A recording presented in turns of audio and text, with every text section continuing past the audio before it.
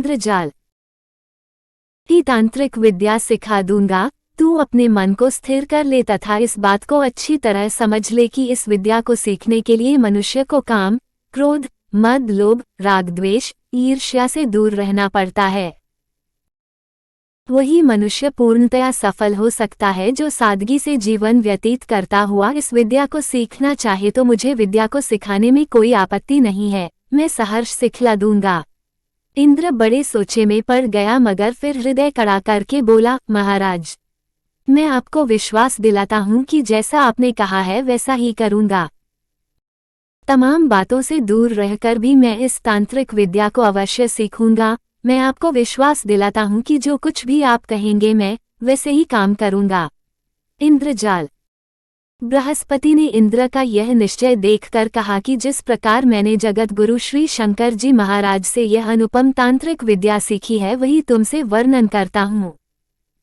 इसके 6 प्रकार के कर्म हैं। शांति कर्म, वशीकरण, स्तंभन, विद्वेषण, उच्चाटन तथा मारण प्रयोग 9 तरह के हैं। उनके नाम हैं मारण, मोहन, स्तंभन, विद्वेषण, उच्चाटन, वशीकरण, आकर्षण, यक्षिणी साधन और रसायन क्रिया। तंत्र प्रयोग से पहले क्या करना है? ओम नमो नारायणाय विश्वंभराय इंद्रजाल कौतुक निर्देशाय दर्शन सिद्धि करु स्वाहा। इस मंत्र को 108 जप करने के पश्चात इंद्रजाल ही तंत्र विद्या प्रयोग आरंभ करना चाहिए। यदि कोई इंद्रजाल प्रेमी ऐसा नहीं करता तो समझ ले उसकी उपासना अस्वीकार हो जाएगी। स्वरक्षा का मंत्र ओम पर ब्रह्म परमात्मे मम शरीर पाछे पाछे कुरु कुरु। इस मंत्र का 108 बार जप करें। जब आप 108 बार इसका पाठ कर लेंगे तो अपने मुंह से ओम नमः शिवाय कहकर अपने शरीर पर फूंक मारें, परंतु उस समय तक अपने आप को पूर्ण रूप से शुद्ध कर लें। बृहस्पति जी ने कहा, हे राजन, इस विद्या के 6 स्तंभ हैं। इन तमाम स्तंभों को मैं तुम्हें अलग से बताऊंगा। इन सब के कर्म भी अलग अलग हैं। इंद्रजाल षट्कर्माणि शांतित्वस्य स्तंभनानि निद्वेषणोचाटने तथा षष्ठमरणातानि शिंसेति कर्माणि मनीषिणः।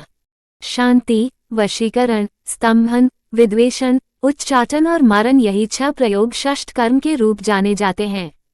षठ कर्म के लक्षण। 1. शांति कर्म रात जिस कर्म के प्रयोग से मानव के पाप कट जाते हैं और मानसिक शांति मिलती है उसे शांति कर्म कहा जाता है। 2. वशीकरण कर्म सरस्वती जिस कर्म को करने से प्राणी अपने में वशीभूत हो जाए या फिर किसी दूसरे को। 5. उच्चाटन कर्म जिस साधना से हम किसी भी प्राणी का मन उच्चाटन करने में सफल हो जाएं, जिसकी शक्ति से कोई भी प्राणी घर से भागने के लिए और बाहर से घर भागने के। जिस कर्म द्वारा हम 2 प्राणियों में विरोध एवं वैमनस्यता पैदा की जा सकती है उसे विद्वेषण कर्म कहा जाता है। विद्वेषण जिस विद्या शक्ति से हम किसी भी चलती हुई चीज को रोकने में सफल हो जाते हैं उसे स्तंभन विद्या कर्म कहा जाता है। 3. स्तंभन कर्म इंद्रजाल अपने वश में कर ले तो उसे वशीकरण कर्म कहा जाता है।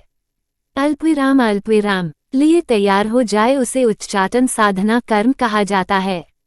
इंद्रजाल मारण कर्म जिस साधना सिद्धि द्वारा हम किसी भी प्राणी का अपहरण कर लेते हैं उसे मारण कर्म मंत्र कहते हैं। हे राजन, अब मैं तुम्हें इन 6 कर्मों के प्रयोग विधि बताता हूँ।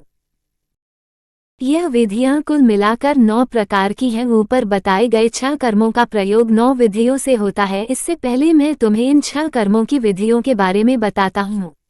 रति को शांति कर्म की देवी माना गया है। यह कामदेव की पत्नी है और इसके साथ शांति की महिमा जुड़ी हुई है। विद्वानों ने महिषासुर मर्दनी उच्चाटन की देवी सर्वशक्तिमान है।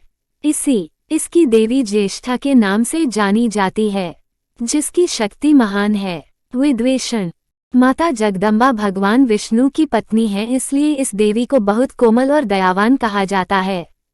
वीणा पानी मराल वाहिनी इस देवी से सारे ही नीचे हैं।